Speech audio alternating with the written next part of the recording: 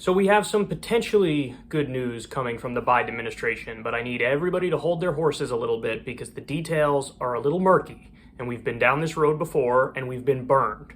So let me break this down for you. Yesterday, news came out that the Biden administration is supporting the TRIPS waiver. For those of you that don't know, the TRIPS waiver is the lifting of the patent protections and the intellectual property rights for Big Pharma for the COVID vaccines.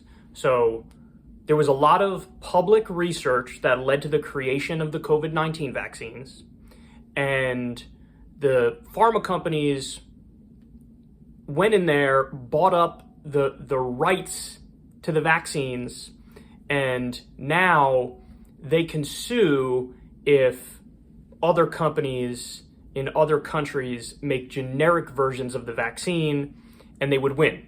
This is what a patent is. This is intellectual property rights. So the good news is that Biden came out yesterday, his administration came out and said, oh, we're supporting the TRIPS waiver. The TRIPS waiver was brought by South Africa and India to the World Trade Organization, and the idea behind it is lift those patent protections so we can make as many COVID-19 vaccines as possible, as quickly as possible. Now, here's where it gets a little murky. The way it's being reported in the press is that Biden supports the TRIPS waiver. That's actually not accurate. Let me read you the statement from the White House. This is from Ambassador Catherine Tai. These extraordinary times and circumstances call for extraordinary measures. The U.S. supports the waiver of IP protections on COVID-19 vaccines to help end the pandemic and will actively participate in World Trade Organization negotiations to make that happen. So here's why this is questionable. If they wanted to say, hey, we support the TRIPS waiver brought by South Africa and India to the World Trade Organization, they could have said that. In fact, they would have said that if they actually support that. But they didn't say, we support the TRIPS waiver. What they said is, we're going to actively participate in World Trade Organization negotiations to make that happen. So in other words, they're going to pick some sort of a middle ground. I don't know what that middle ground is going to be, but if I had to venture a guess, what they're going to do is lift the patent protections with terms and conditions like Pfizer has to get a cut of 15% or 20% of whatever the generic vaccines are. So listen, no matter what, this is a step in the right direction from where we were the other day. Because the other day, the White House didn't support any waiver for any patents. So, you couldn't make any generic COVID-19 vaccines or Big Pharma would have sued the pants off of you and won. So there were places all over the world who were like, give us the green light so we can make these vaccines. And basically the United States and Big Pharma was like, no, we're not giving you that green light.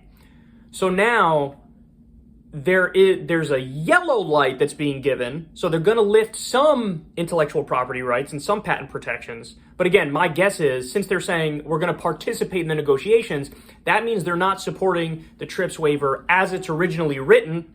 And so they're going to twist it, and they're going to come up with their own terms and conditions, which make it more palatable for Big Pharma because, of course, Big Pharma, by and large, owns a lot of our politicians. So that's what's going on. I like what Adam Johnson said about this. He did a tweet storm on this. He said, if the Biden administration wanted to support the India-South Africa proposed TRIPS waiver, they would have. The fact that they didn't and want to start from scratch means we do not know the substance of what they're proposing. Until this substance is known, we should wait to celebrate, in my opinion.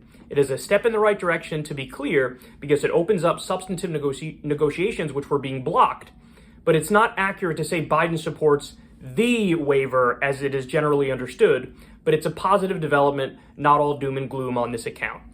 So in other words, he's just saying in a more concise way what I just said, which is, it's good because it's a step in the right direction and we're going to have some movement on vaccines. It's bad because they're just saying, hey, we're going to partake in the negotiations. And my guess is whatever patent protections they lift, however they go about this, Big Pharma is going to get some sort of cut. There's going to be some kind of middle ground. And the reason why I feel like this segment is important and we need to talk about this is because we've already been burned so many times with the bullshit headlines in regards to the Biden administration. The Buy America executive orders, for example, which were pretty weak and toothless, even though the headlines were phenomenal. The banning Department of Homeland Security private prisons. A lot of the headlines made it seem like Biden was going to ban all private prisons when he's not even coming close to banning all private prisons. There's been a number of examples. Oh, student loan debt.